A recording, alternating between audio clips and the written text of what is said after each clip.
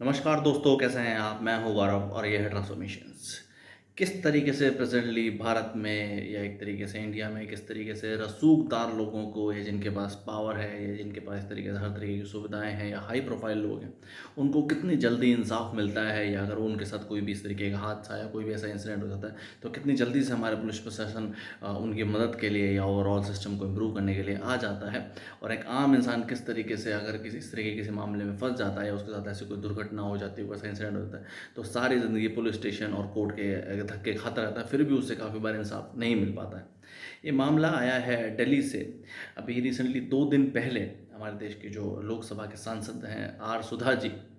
उनके उनके साथ एक चेन स्नैचिंग का मामला आया जब वो एक तरीके से एम्बेसी ऑफ पोलैंड के सामने से टहलते हुए जा रही थी। तो एक एक चेन स्नैचर ने उनकी चेन स्नैच कर ली और उसके बाद उन्होंने इस तरीके से पुलिस स्टेशन में अपनी कंप्लेन भी लिखवाई। उसके अलावा जो हमारे देश के गृह मंत्री हैं अमित शाह जी, उनको भी पर्सनली लेटर लिखा और इस चीज़ के बारे में सॉल्यूशन करने के लिए बारे में बोला। 48 घंटे के अंदर, 2 दिन के अंदर दिल्ली पुलिस ने 5,000 से ज़्यादा सीसीटीवी खंगाले, उसके अलावा 80 से ज़्यादा पुलिस पर्सन लगाए इस पर्टिकुलर मामले में और 48 घंटे के अंदर, 2 दिन के अंदर अपराधी पकड़ा गया।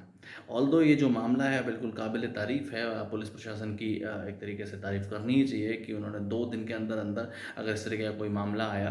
तो उ उसको सॉर्ट आउट किया और एक तरीके से अपराधी को पकड़ने का काम किया और आगे जो भी पुलिस प्रोसीजर्स हैं, जो भी रूल एंड रेगुलेशंस हैं, उसके हिसाब से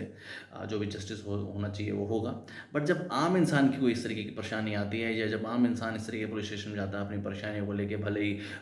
मोबाइल चोरी की कंप्लेन को लेके, अगर किसी का कोई मोबाइल चोरी हो जाए, चेन स्नैचिंग के मामले, अगर कोई व्हीकल टू व्हीलर या फोर व्हीलर या इस तरीके से कभी ऐसा हो जाता है, तो आपने देखा ही होगा। ऐसा कोई, मैं इसके अंदर कोई ऐसे इंसिडेंट्स नहीं बताऊंगा, ये तो आम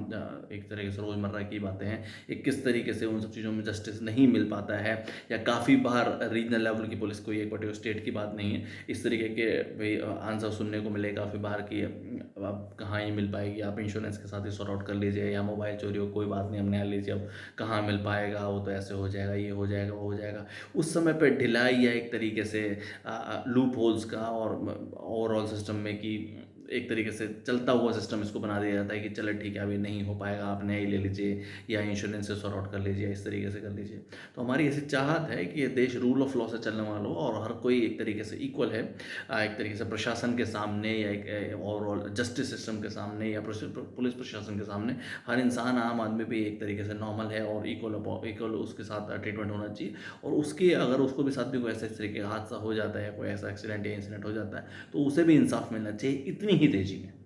जय हिंद, जय भारत।